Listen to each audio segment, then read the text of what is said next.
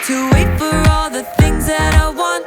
Sometimes I kinda feel like it's just taking too long to get the things I want, what I think I need. But I know you know what's best for me.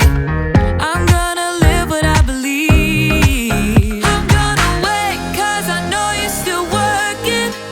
I'm gonna have patience, cause it'll be worth it. I'm gonna have faith, I know you have a purpose. I'm gonna wait, cause I know you're still working on me. Still working on me. I know that sometimes I just need to slow down and trust that you are working all of this out. You know the things I want, what I think I need, but I know you know what's best for me. I'm gonna live what I believe. I'm gonna wait, cause I know you're still working. I'm gonna have patience, cause it'll be worth it. I'm gonna have faith, I know you have a purpose. I'm gonna wait, cause I know you're still working on me. Still working on me. I'm gonna hold up, slow down. I'm gonna trust that you're working it out. I'm gonna hold up, slow down. I'm gonna trust that you're working it out. I'm gonna hold up, slow down. I'm gonna trust that you're working it out. I'm gonna hold up, slow down. I'm gonna trust that you're working it out. I'm gonna wait, cause I know you're still working. I'm gonna have patience, cause it'll be worth it. I'm gonna have faith, I know you have a purpose. I'm gonna wait, cause I know you're still working on me. Still working on me. Still working on me.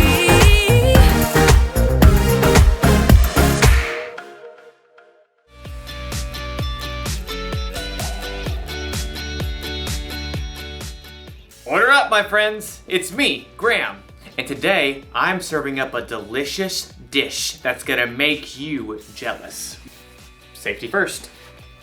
Double chocolate chip cookies. Taste test time.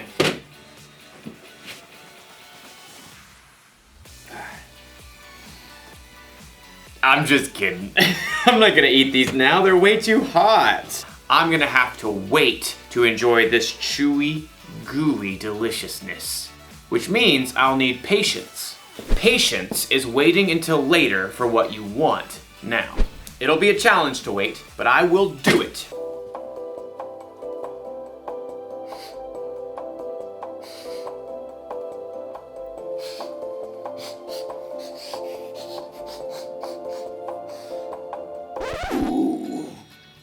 Do you smell that?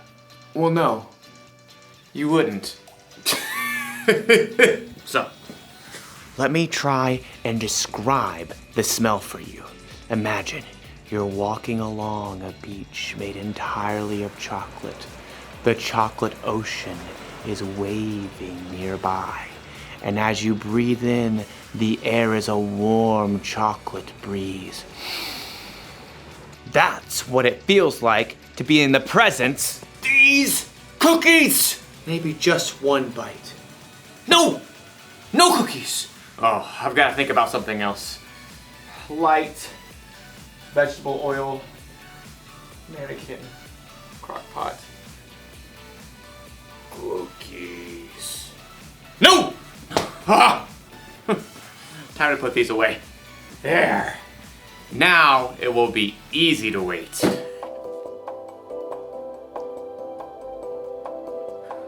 I can still smell them. In today's story, we'll hear about a group of people who are finding it very hard to wait. And they knew better. I'll be here when you get back. The Bible. It's 66 books of history, stories, letters, and poetry that fit together to form God's one big story. The epic adventure of how He created us and loves us so much that He made a way to rescue us. As we travel through the Bible, from Genesis to Revelation, we discover people who met God and found their lives changed forever. Now, for an amazing story inspired by the book of Exodus, chapter 32, verses 1 through 35. For hundreds of years, God's people lived as slaves in Egypt. They cried out to God, and God rescued them. He led them through the midst of the Red Sea to freedom in the wilderness. And that's where He showed His love and care by providing bread from heaven and water from solid rock. 3 months later, God led His people to Mount Sinai, where they camped at the foot of the mountain in the desert. Moses was called to by God from the mountain. Say to my people, the Israelites, you have seen for yourselves what I did to Egypt. You saw how I carried you on the wings of eagles and brought you to myself. Now obey me completely. If you do, then out of all the nations, you will be my special treasure. Moses shared God's word with the people. We will do everything the Lord has said.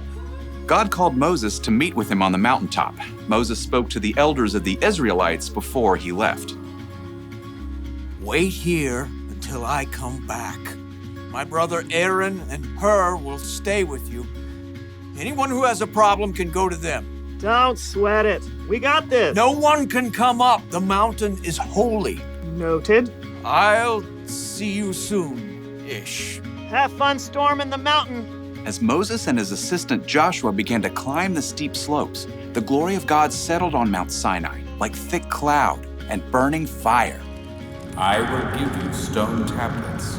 They contain the law and commandments I have written to teach the people. Moses stayed within the cloud on top of Mount Sinai, talking with God for 40 days and nights.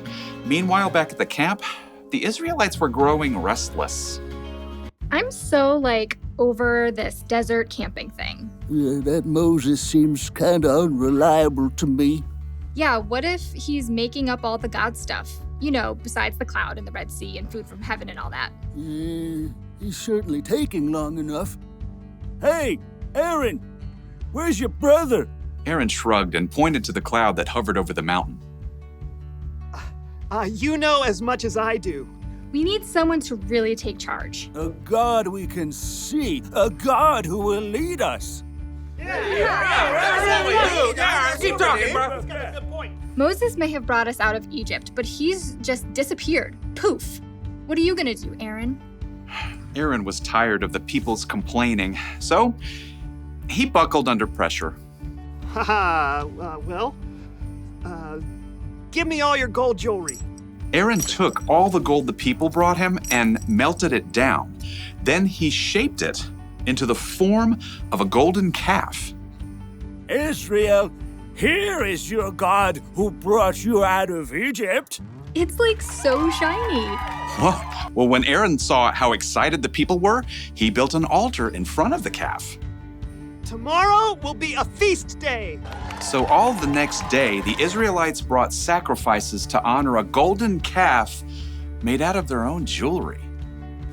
The people ate, drank, and danced wildly in front of the statue. Who wants to walk like an Egyptian? Huh? Not me. We just got out of there. Thanks to this amazing calf. Back on the mountain, in the midst of the cloud, God spoke to Moses.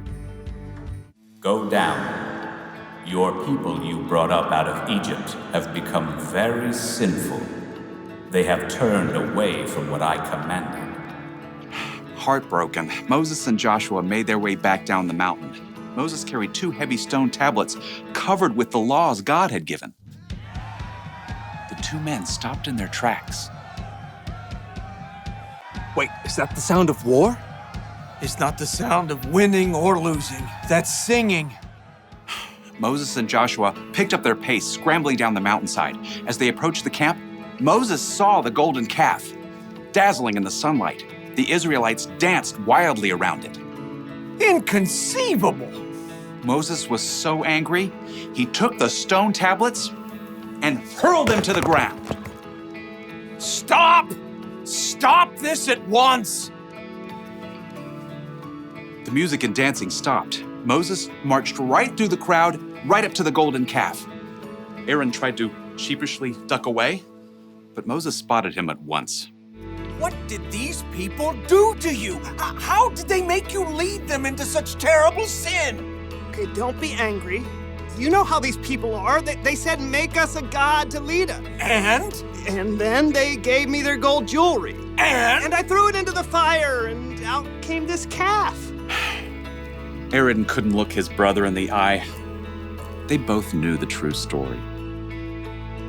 Why didn't you wait for me? The people are running wild. We've become a joke to our enemies. Moses toppled the golden calf into the fire to burn. Then he ground the golden calf into a fine powder and scattered it on the water. Drink it, all of you. This is hard to drink. Oh, my stomach feels downright awful. God helped his people over and over, but when they had to wait, they forgot his goodness. They chose their own way, and the consequences weren't so golden.